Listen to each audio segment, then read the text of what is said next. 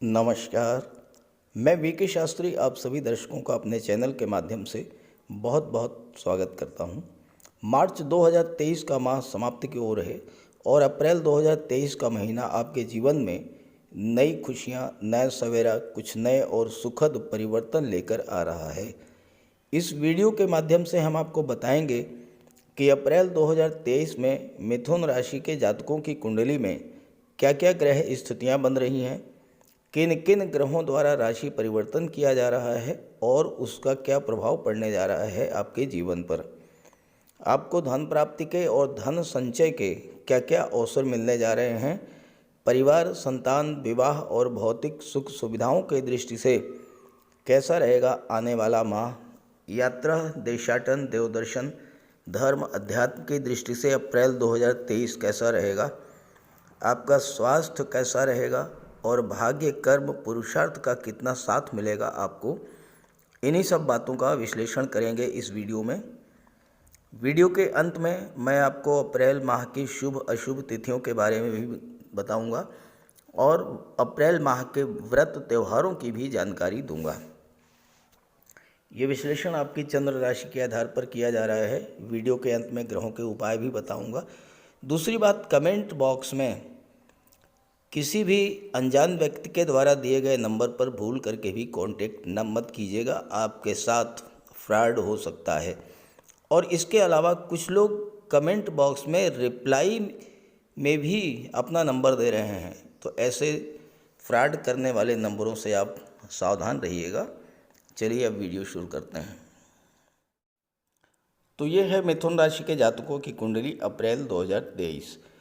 मिथुन राशि कालपुरुष कुंडली की तीसरी राशि है और राशि के स्वामी हैं युवराज बुध।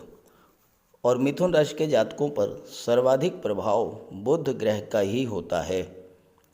मिथुन राशि वायु तत्वीय राशि है, द्विस्वभाव राशि है और यही कारण है कि मिथुन राशि के जातकों के स्वभाव में अस्थायित्व की कमी होती है।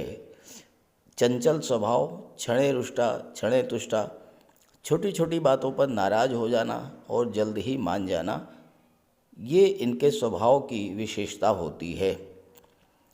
और यही कारण है कि ये एक जगह टिक कर सेटल नहीं हो पाते। कभी मन नौकरी की तरफ भागता है, कभी व्यापार करने की सोचते हैं और लगातार परिवर्तन करते रहते हैं। हालांकि बुध बुद्धि के कारक हैं और मिथुन राशि के जातक दिमागी तौर पर बहुत मजबूत होते हैं। इनका दिमाग बहुत तेज़ चलता है, ख़ास करके आईटी सेक्टर, कंप्यूटर कम्युनिकेशन के क्षेत्र में तो ये कमाल कर जाते हैं। लेकिन अपने जॉब पर फोकस ना कर पाने के कारण वो सफलता अर्जित नहीं करते जो इनको मिलनी चाहिए। बुध वाणी के कारक हैं और ऐसे जातक वाणी से संबंधित क्षेत्रों, शिक्षण, वकालत, काउंसलर या फिर कवि, गायक, टीवी आर्टिस्ट, टीवी एंकर के रूप में सफलता अर्जित करते हैं। मिथुन राशि के जातक अत्यंत वाक्पटु होते हैं, हाजिर जवाब देने वाले होते हैं और किसी भी काम को सीखने की बहुत अधिक क्षमता होती है इनके अंदर। अब मिथुन राशि के जातकों की कुंडली में ग्रह स्थितियों की बात करें तो मंगल का गोचर आपके लग्न भाव में है। सूर्य और गुरु आपकी कुंडली के दशम भाव में गोचर कर रहे हैं और दशम भाव में सूर्य दिग्बली होते हैं। 21 अप्रैल को गुरु राशि परिवर्तन करके एकादश भाव में जाएंगे और सूर्य 14 अप्रैल को एकादश भाव में जाएंगे और यहाँ सूर्य और बुध का बुधादित्य राजयोग बनेगा। राहु का गोचर यहाँ पर पहले से ही है। सूर्य और बुध एकादश भाव में अति विशिष्ट कारक होते हैं। शुक्र का गोचर एकादश भाव में है और 6 अप्रैल को शुक्र 12वें भाव में जाएंगे और पूरे माह 12वें भाव में ही रहेंगे और यहाँ पर शुक्र अति विशिष्ट कारक होते हैं। केतु का गोचर पंचम भाव में है शुक्र की राशि में। ये तो है ग्रह स्थितियाँ। अब आइए इसी के आधार पर विश्लेषण करते हैं एक एक बिंदु पर। आगे बढ़ने से पहले बात करेंगे मार्च 2023 में आपके जीवन में क्या क्या परेशानियां आईं, किन किन समस्याओं से जूझना पड़ा आपको और इसका कारण क्या था। अक्सर आपके कमेंट आते हैं कि जो बीत गया उस पर चर्चा करने से क्या लाभ। तो मैं आपको बता दूं कि मनुष्य बीते समय की घटनाओं से ही सीख लेकर जीवन में आगे बढ़ता है। भविष्य में जब भी वैसा ही योग बनता है तो मनुष्य सावधान हो जाता है और अपनी सुरक्षा कर ले जाता है। देखिए, 15 मार्च तक सूर्य का गोचर कुंभ राशि में था शनि के साथ, और यहाँ पर सूर्य और शनि की युति बनी। ज्योतिष शास्त्र में शनि और सूर्य को एक दूसरे का प्रबल शत्रु माना गया है। जब दो शत्रु ग्रहों की युति बनी 15 मार्च तक, तो शनि भी पीड़ित हुए और सूर्य भी पीड़ित हुए। जब सूर्य पीड़ित हुए तो क्या हुआ होगा। सूर्य शासन प्रशासन सरकार के कारक होते हैं, और जो भी जातक शासन प्रशासन या राजनीति या सरकारी सेवा में थे, उनको 15 मार्च तक सूर्य के पीड़ित होने के कारण कार्य क्षेत्र में तरह तरह की समस्याएं आई होंगी। एक्सेसिव वर्कलोड के कारण मानसिक तनाव, चिंता, सरदर्द, माइग्रेन, ये सब समस्याएं आई होंगी। बॉस या सहकर्मियों का सहयोग नहीं मिला होगा। पद प्रतिष्ठा प्रमोशन में देरी हुई होगी। ये भी हो सकता है कि जो टारगेट आपको दिया गया हो उसे पूरा करने में मानसिक दबाव के कारण आपके स्वभाव में चिड़चिड़ापन, गुस्सा और वाणी में कटुता भी आई हो।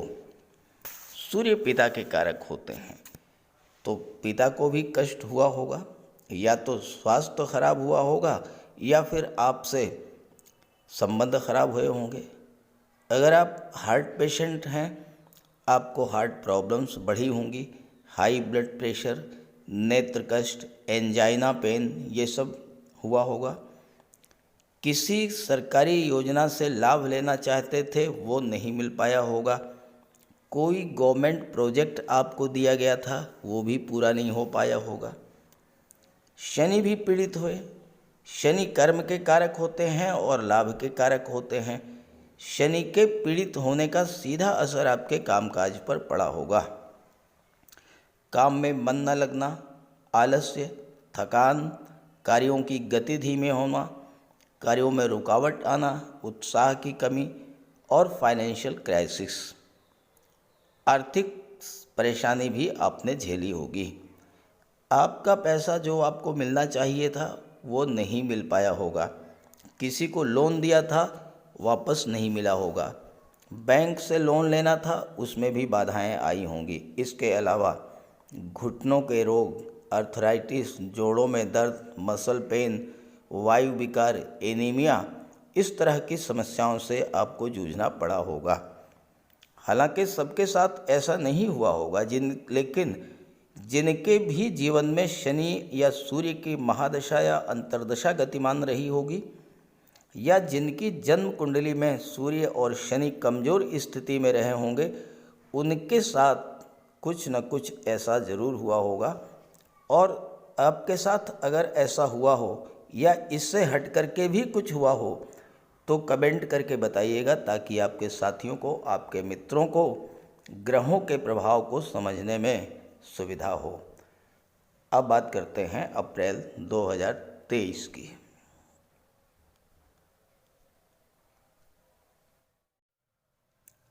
किसी भी जातक की कुंडली में सर्वाधिक प्रभाव लग्न के स्वामी और भाग्य के स्वामी का होता है। अब आपके लग्न के स्वामी हैं युवराज बुध और भाग्य के स्वामी हैं शनिदेव। तो पहले बात करते हैं लग्न के स्वामी युवराज बुध के गोचर के बारे में। बुध का गोचर पूरे माह एकादश भाव में रहेगा। यहाँ पर 14 अप्रैल को सूर्य भी आ जाएंगे और सूर्य बुध का बुधादित्य योग बनेगा। राहु का भी गोचर पूरे माह रहेगा। 21 अप्रैल को गुरु भी आ जाएंगे, लेकिन गुरु अस्त रहेंगे, इसलिए गुरु का कोई विशेष प्रभाव नहीं पड़ेगा। लेकिन जहाँ तक सूर्य और बुध की बात है, तो सूर्य और बुध दोनों ही लाभ के भाव में अति विशिष्ट कारक होते हैं। बुध बुद्धि के कारक होते हैं, आपकी बौद्धिक क्षमता और इंटेलिजेंस में वृद्धि करेंगे। और चूंकि लाभ के भाव में हैं तो आपको धन की प्राप्ति जो होगी वो भी बुद्धि बल के द्वारा ही होगी। बुध आपकी ग्रैस्पिंग पावर को बढ़ा देंगे, सीखने और समझने की क्षमता में वृद्धि करेंगे। बुध आपके भीतर क्विक डिसीजन की क्षमता डेवलप करेंगे। जितने भी शेयर ट्रेडर्स और शेयर ब्रोकर्स हैं वो सभी बुध के अधिकार में आते हैं। तो बुध अति विशिष्ट कारक के रूप में लाभ के भाव में जब गोचर कर रहे हैं तो इन क्षेत्रों में बहुत तीव्र गति से प्रगति देखने को मिलेगी। Data analysis, management, computer, communication, IT sector, इन क्षेत्रों के लिए भी बुध अत्यंत विलक्षण क्षमता प्रदान करेंगे। सूर्य भी बुध के साथ हैं। सूर्य पराक्रम भाव के स्वामी हैं, बुध चतुर्थ भाव के स्वामी हैं। सूर्य और बुध के प्रभाव से आपके अंदर ऑनलाइन प्लेटफॉर्म से जुड़ करके कार्य करने की क्षमता प्राप्त होगी। यहाँ पर राहु का गोचर है बुध के साथ। लाल किताब के अनुसार राहु को सबसे शक्तिशाली ग्रह माना गया है, लेकिन बुध ही ऐसे ग्रह हैं जो कि राहु पर नियंत्रण कर लेते हैं। ऋषि पाराशर के अनुसार अगर बुध कुंडली में मजबूत हों, अकेला बुध ही सभी दोषों को दूर करने में सक्षम है। और यहाँ तो बुधादित्य राजयोग बन रहा है। बुध आपको राजाओं जैसा धन और ऐश्वर्य प्रदान करेंगे। हालांकि राहु के प्रभाव से बुध का नियंत्रण तो राहु पर रहेगा, लेकिन राहु क्या है? राहु हैं विस्तार के कारक, राहु हैं असीम विस्तार, राहु है टेक्नोलॉजी, राहु है छाया, फोटो। तो जो जातक राहु से रिलेटेड एरियाज़ में काम कर रहे हैं, ऑनलाइन टेक्नोलॉजी से जुड़े हुए हैं, फ़ोटो रिलेटेड एरियाज़ जैसे कि फिल्म है, टीवी सीरियल है, टीवी एंकरिंग का कार्य है, या फोटोग्राफी वीडियोग्राफी का कार्य है, तो इस तरह के कार्यों में बुध और राहु के युति बनने से आपको विशेष लाभ प्राप्त होगा। बुध आपके लग्न के स्वामी हैं और सूर्य के साथ हैं, तो आपके अंदर आपकी इंटेलिजेंस पावर बढ़ा देंगे, ग्रैस्पिंग पावर, मेमोरी पावर, ये सब आपकी बढ़ेगी। सूर्य और बुध जब कुंडली में एक साथ गोचर करते हैं तो बुधादित्य राजयोग बनता है, और बुधादित्य राजयोग सरकारी नौकरी का कारक होता है। सूर्य और बुध की सीधी दृष्टि पंचम भाव पर पड़ेगी, जो शिक्षा का होता है, जो संतान का होता है। यहाँ पर संतान की प्राप्ति तो आपको होगी ही, उसका योग बन रहा है। साथ ही साथ आपके संतान को नौकरी मिलने का भी प्रबल योग बनेगा, चूँकि मंगल है छठे भाव के स्वामी। छठा भाव कंपटीशंस का होता है। आपकी कुंडली में मंगल और शनि का त्रिकोण बन रहा है, इसको बाद में डिस्कस करेंगे। तो मंगल अत्यंत मजबूत स्थिति में है। शुक्र, सूर्य, बुध और मंगल के प्रभाव से जो छात्र आईएएस, आईपीएस, सिविल सर्विसेज की तैयारी कर रहे हैं, जो छात्र किसी तरह की नौकरी की तैयारी कर रहे हैं, उन्हें सफलता मिलेगी। जो छात्र आर्मी, एयरफोर्स, नेवी, मिलिट्री, इन सब क्षेत्रों में जाना चाहते हैं, उनके लिए भी ये समय अत्यंत उपयुक्त है। और चूँकि आपके लग्न भाव में मंगल का गोचर है, आप मेडिकल और सर्जरी, गेम्स और स्पोर्ट्स या टेक्निकल फील्ड या इंजीनियरिंग के क्षेत्र में भी आप बहुत आगे जाएंगे। बुध को वाणी पर नियंत्रण दिया गया है, और ऐसे लोग जब बोलते हैं तो लोग मंत्रमुग्ध होकर के सुनते हैं। छठे भाव के स्वामी होने से आप अपने शत्रुओं को भी अपने बुद्धि बल से परास्त करेंगे। बुध और सूर्य आपको बुद्धि, चतुराई और वाणी का धनी बनाएंगे और वाणी और बुद्धि से संबंधित कार्यों को करने वाले जातक अपने अपने व्यावसायिक क्षेत्रों से धन, मान, सम्मान ये सब कुछ अर्जित करेंगे। अब आइए बात करते हैं सूर्य के गोचर के बारे में, जो कि बुध के परम मित्र हैं। सूर्य 14 अप्रैल तक आपकी कुंडली के दशम भाव में गोचर करेंगे। गुरु भी यहाँ पर साथ हैं, लेकिन गुरु तो अस्त रहेंगे। सूर्य जो है दशम भाव में दिग्बली होते हैं। सूर्य मान, सम्मान, पद, प्रतिष्ठा के कारक होते हैं। सूर्य शासन प्रशासन के कारक होते हैं। तो अगर आप किसी भी गवर्नमेंट जॉब में हैं तो सूर्य के प्रभाव से आपको उच्च पद प्राप्त होगा, वेतन वृद्धि मिल सकती है। सूर्य आपके साहस, ऊर्जा और नेतृत्व क्षमता के कारक हैं और पराक्रम भाव के स्वामी हैं। तो पराक्रम पुरुषार्थ में भी वृद्धि करेंगे। कठिन से कठिन परिस्थिति में आप लोगों का नेतृत्व करेंगे।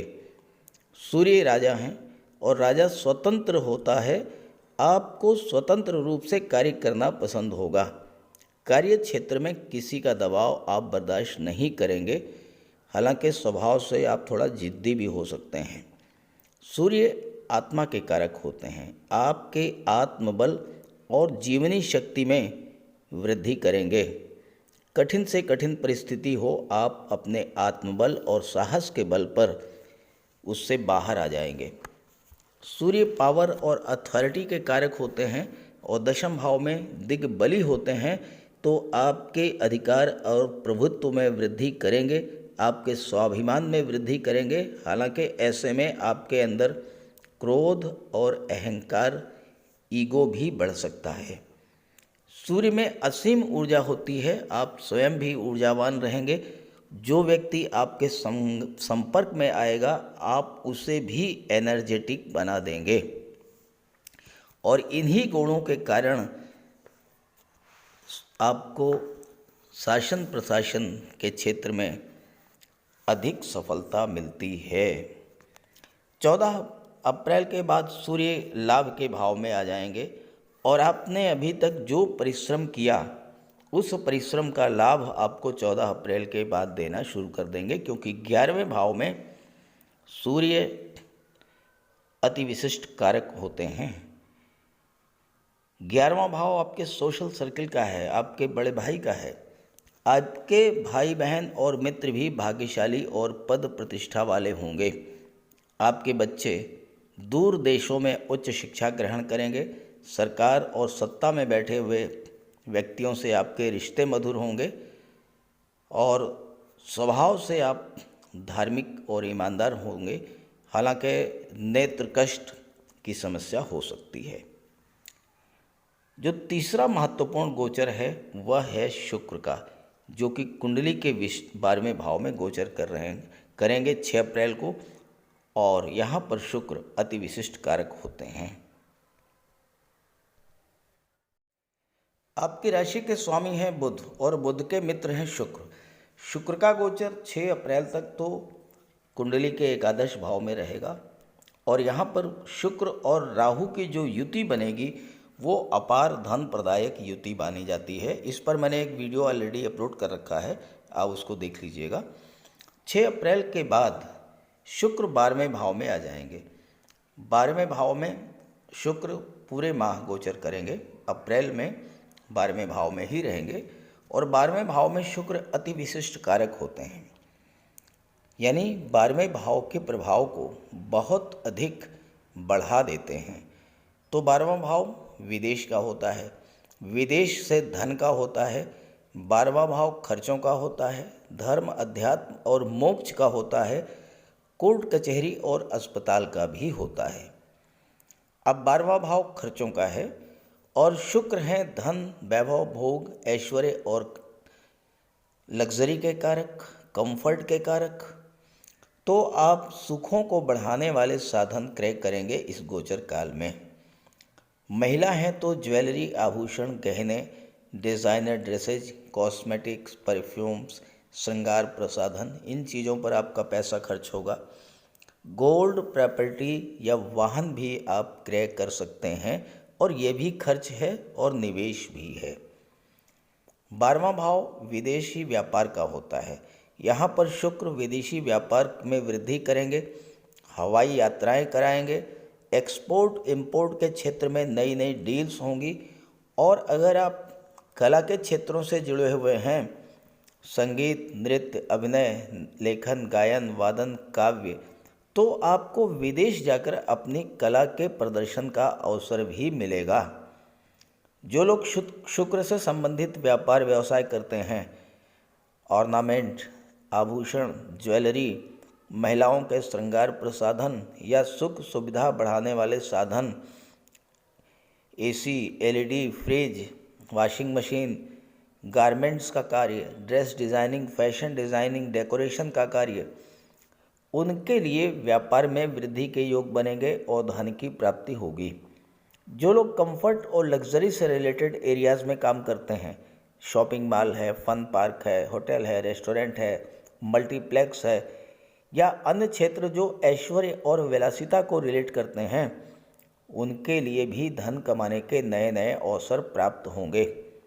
जहाँ तक अस्पताल, कोर्ट कचहरी का संबंध है, न्यायपालिका का संबंध है, इनमें काम करने वाले लाखों कर्मचारियों को जीवन में सुख, समृद्धि, संपन्नता प्राप्त करने वाला होगा ये गोचर।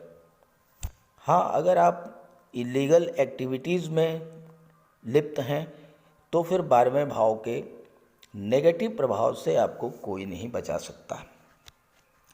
ये तो बात हो गई सूर्य, गुरु, बुध, राहु और शुक्र की।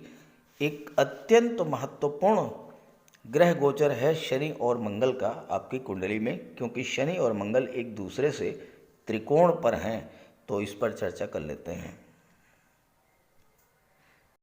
शनि और मंगल अप्रैल माह में एक दूसरे से त्रिकोण पर रहेंगे। जब दो ग्रह एक दूसरे से त्रिकोण पर होते हैं तो दोनों ग्रह एक दूसरे को सपोर्ट करते हैं, एक दूसरे को एक्टिवेट करते हैं। मंगल भी एक्टिवेट रहेंगे और शनि भी एक्टिवेट रहेंगे। अब यहाँ पर शनि अष्टम भाव के स्वामी और नवम भाव के स्वामी होकर नवम भाव में गोचर कर रहे हैं और शनि की दृष्टि लाभ के भाव पर पड़ रही है। तो सीधा सा अर्थ ये है कि अष्टम और नवम भाव की चीज़ों का लाभ आपको भाग्य के सपोर्ट से मिलेगा। शनि का गोचर राहु के नक्षत्र में है, अचानक से घटनाएं घटित होंगी और अष्टम भाव आकस्मिक घटनाओं का है। तो इस गोचर काल में कई बड़ी बड़ी घटनाएं आपके जीवन में घटित होंगी। शनि आयु के कारक होते हैं, आपको स्वास्थ्य लाभ कराएंगे, आपकी आयु में वृद्धि करेंगे। किसी क्रॉनिक डिजीज से मुक्ति मिल सकती है आपको इस गोचर काल में। चूँकि लाभ के भाव पर दृष्टि है, अचानक लॉटरी, शेयर, सट्टा से धन की प्राप्ति हो सकती है। पैतृक संपत्ति से लाभ मिल सकता है, वसीयत या विरासत से धन की प्राप्ति हो सकती है, ससुराल पक्ष से आपको धन प्राप्त हो सकता है।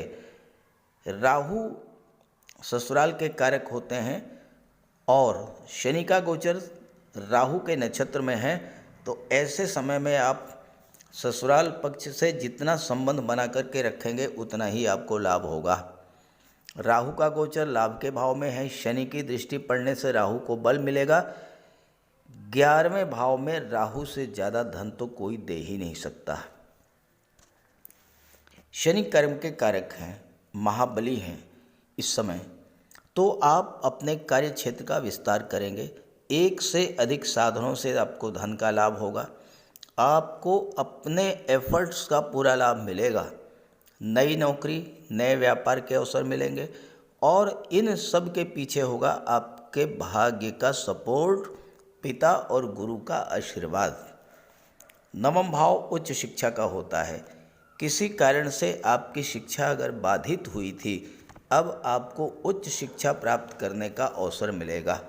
विदेश भी जा सकते हैं, क्योंकि शुक्र जो शनि के परम मित्र हैं वो पंचम भाव के स्वामी हैं, तो आप हायर एजुकेशन के लिए विदेश भी जा सकते हैं। अब यहाँ पर शनि की दृष्टि तीसरे भाव पर पड़ेगी। तीसरा भाव ट्रांसफ़र का परिवर्तन का होता है, ट्रेवल्स का होता है। तो जॉब में आप कोई परिवर्तन करना चाहते हैं या नई नौकरी करना चाहते हैं तो आप कर सकते हैं। हालांकि शनि की दृष्टि विच्छेदात्मक होती है, तो भाई बहनों मित्रों से संबंध आपके ख़राब हो सकते हैं, इसका ध्यान रखें। तीसरा भाव कम्युनिकेशन का होता है, बोलते समय लिखते समय सावधानी बरतें। चूँकि राहु के नक्षत्र में है और राहु की दृष्टि भी इस समय तीसरे भाव पर पड़ेगी, तो आप ऑनलाइन प्लेटफॉर्म से ऑनलाइन बिजनेस कर सकते हैं। मीडिया या शैडो रिलेटेड एरियाज़ में आपको लाभ मिलेगा। Film industry, modelling, TV serial, photography, videography के क्षेत्र में आपको काम करने का मौका मिलेगा। शनि की दृष्टि छठे भाव पर पड़ेगी तो आपका कर्ज समाप्त होगा। और चूंकि शुक्र 12वें भाव के स्वामी हैं तो विदेश से इतना धन आएगा कि आपका कर्ज उतर जाएगा और आप भौतिक सुख सुविधा के साधन भी क्रय कर लेंगे। छठे भाव के स्वामी मंगल हैं। मंगल एक्टिवेट हैं और आपके लग्न में गोचर कर रहे हैं तो आपके शत्रु तो स्वतः पराजित होंगे। छठा भाव सर्विस सेक्टर का होता है। जो लोग सेवा क्षेत्र से जुड़े हैं, वकालत, consultancy, share broker, commission agent या राजनीति के क्षेत्र में हैं, उनके लिए भी ये समय बहुत बेहतर रिजल्ट लेकर के आएगा। मंगल की दृष्टि चतुर्थ भाव पर पड़ेगी। यहाँ पर आप भूमि, भवन, प्रॉपर्टी या वाहन क्रय करने का योग बनेगा। मंगल की दृष्टि सप्तम भाव पर पड़ेगी। व्यापार में उन्नति होगी, लेकिन मंगल की दृष्टि पारिवारिक रिश्तों में तनाव की स्थिति पैदा कर सकती है, क्योंकि आपके अंदर क्रोध और उग्रता होगी। इससे आपको सावधान रहना है। अब 2-3 चीज़ें ऐसी हैं जो आपके लिए विशेष महत्व की हैं, आपको सावधानी बरतनी होगी। पहली बात, मंगल छठे भाव के स्वामी हैं। किसी को भूल करके भी कर्ज मत दीजिएगा, पैसा फंस जाएगा। दूसरी बात, मंगल की दृष्टि अष्टम पर पड़ेगी। अष्टम भाव आकस्मिक घटनाओं का होता है। मंगल ब्लड, सर्जरी, दुर्घटनाओं के कारक होते हैं, तो आपको वाहन चलाते समय विशेष सावधानी बरतनी होगी। आग से, बिजली से बच करके रहना होगा। ये सब सावधानियां आपको बरतनी होगी। और अगर आपने इन चीज़ों पर ध्यान रखा तो अप्रैल 2023 का महीना आपके लिए बहुत ही शुभ रहने वाला है। अब बात कर लेते हैं अप्रैल माह की शुभ अशुभ डेट्स के बारे में। सभी 8 ग्रहों की बात तो हो गई, लेकिन चंद्रमा की बात नहीं हुई।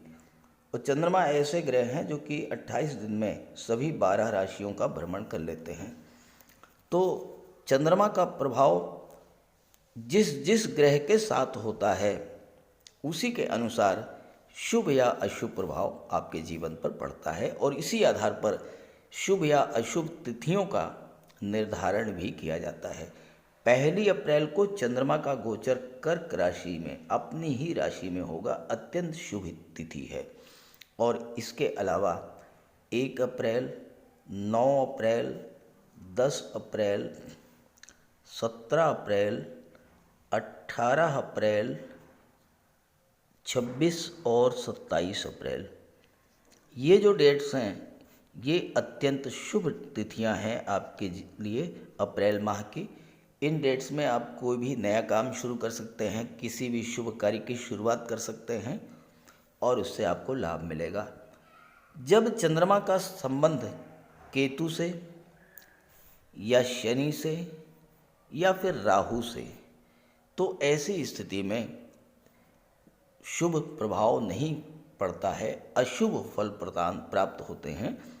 तो इसी के आधार पर जो अशुभ तिथियां हैं वो हैं 6, 7 और 8 अप्रैल, 15 और 16 अप्रैल और 21 और 22 अप्रैल, और इन डेट्स पर आपको विशेष सावधानी बरतनी होगी।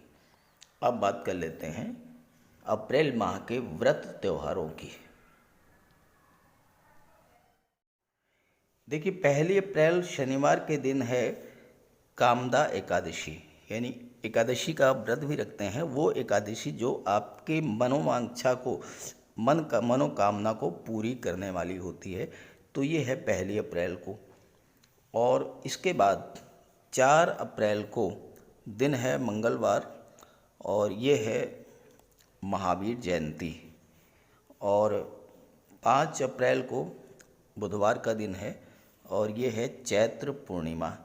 4 अप्रैल को मंगलवार को महावीर जयंती है, 5 अप्रैल को बुधवार के दिन चैत्र पूर्णिमा है, 9 अप्रैल को हनुमान जयंती है। भगवान बजरंगबली की आप जो है उपासना कीजिए 9 अप्रैल को। 14 अप्रैल शुक्रवार को बैसाखी है, 16 अप्रैल रविवार को वरुथनी एकादशी है, 22 अप्रैल शनिवार को अक्षय तृतीया है, और 22 अप्रैल को ही परशुराम जयंती भी है। और इसके बाद 27 अप्रैल को सीता नवमी है, और 27 अप्रैल को ही गंगा सप्तमी है। तो ये तो हैं अप्रैल के व्रत और त्यौहार। अब बात कर लेते हैं ग्रहों के उपाय के बारे में। जो ग्रह आपकी कुंडली में कमज़ोर स्थिति में हैं, या आपके जीवन में जिन ग्रहों की महादशा या अंतर्दशा गतिमान है, आप उनका उपाय अवश्य कीजिएगा। तो बात कर लेते हैं उपायों पर। किसी भी जातक की कुंडली में बनने वाले राजयोगों का संपूर्ण लाभ उसे तब मिल पाता है जब राजयोग बनाने वाले ग्रह कुंडली में मजबूत स्थिति में हों। और ज्योतिष शास्त्र में ग्रहों को बल प्रदान करने के लिए उपायों की व्यवस्था की गई है। तो अगर आपकी जन्म कुंडली में राजयोग बनाने वाले ग्रह कमज़ोर स्थिति में हैं, अंश बल से कमज़ोर हैं, तो ग्रहों का उपाय ज़रूर कीजिए। इससे ग्रहों को बल प्राप्त होगा और आपको राजयोग का संपूर्ण लाभ प्राप्त हो पाएगा। सबसे पहले मंगल की बात करते हैं। इसके लिए बजरंगबली की उपासना कीजिए, हनुमान जी की आराधना कीजिए, हनुमान चालीसा का पाठ कीजिए, हनुमान जी के मंदिर में जाकर के उनके चरणों में बैठिए और उनके चरणों का सिंदूर अपने मस्तक पर धारण कीजिए। मंगलवार के दिन स्नान के बाद लाल वस्त्र धारण कीजिए, मंगलवार का व्रत रखिए। हनुमान जी को सिंदूर में चमेली का तेल मिला करके अर्पित करें। हनुमान जी को चोला चढ़ाएं और मूंगा धारण कर सकते हैं, लेकिन किसी योग्य ज्योतिषी से परामर्श लेकर। और मंगलवार के दिन लाल वस्त्र, गेहूँ, गुड़ और तांबे का दान करने से भी मंगल को बल प्राप्त होता है। जहाँ तक देवगुरु की बात है, देवगुरु बृहस्पति को प्रसन्न करने के लिए गुरुवार का व्रत रखिए। 5 गुरुवार, 11 या 43 गुरुवार का व्रत रखें। घर में केले का एक वृक्ष लगा लें और उसकी सेवा करें। स्नान करते समय पानी में हल्दी या केसर मिलाकर स्नान करें और हल्दी या केसर का तिलक लगाएं। भूल करके भी गुरु, साधु, संतों का, माता पिता का अपमान ना करें। माता पिता, गुरु और वृद्धों का सम्मान करें, उनकी सेवा करें और उनका आशीर्वाद प्राप्त करें। तोते को चने की दाल खिलाएं, इससे बुध और गुरु दोनों प्रसन्न होते हैं। पुखराज भी धारण कर सकते हैं गुरुवार के दिन, लेकिन योग्य ज्योतिषी का परामर्श लेकर ही कोई रत्न धारण करें।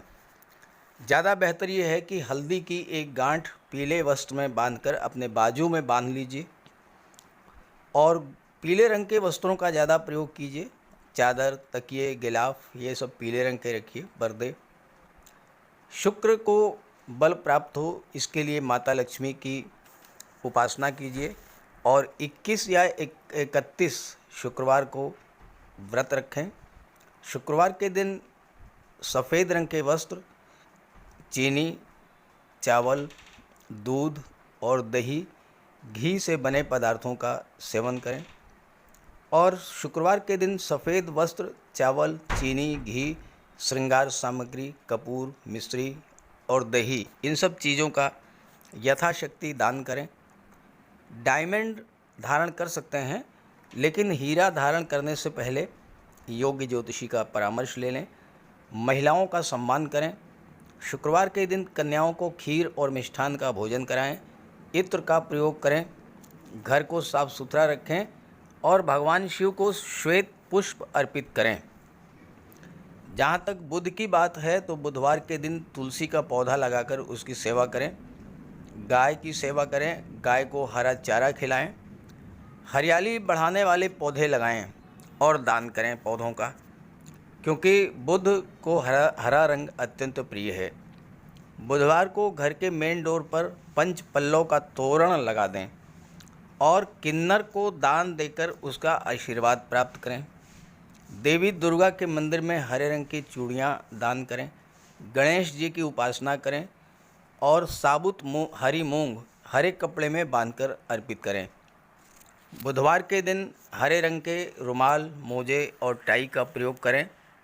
ओम बुम बुधाय नमः इसका एक माला जाप करें। पन्ना धारण कर सकते हैं, लेकिन परामर्श के बाद किसी योग्य ज्योतिषी से। और ना तो झूठ बोलें और ना ही किसी को अपशब्द कहें। जहाँ तक शनिदेव की बात है तो कम से कम 19 और ज़्यादा से ज़्यादा 51 शनिवार का व्रत रखें। पीपल के वृक्ष के नीचे सरसों के तेल का दीपक जलाएं शनिवार के दिन। शनिवार के दिन एक प्याले में, एक कटोरी में सरसों का तेल लेकर के उसमें अपना चेहरा देखिए और फिर उस तेल को दान कर दीजिए। उड़द से बनी पंजीरी, पकौड़ा, चीला, बड़ा, इन सब का सेवन करिए।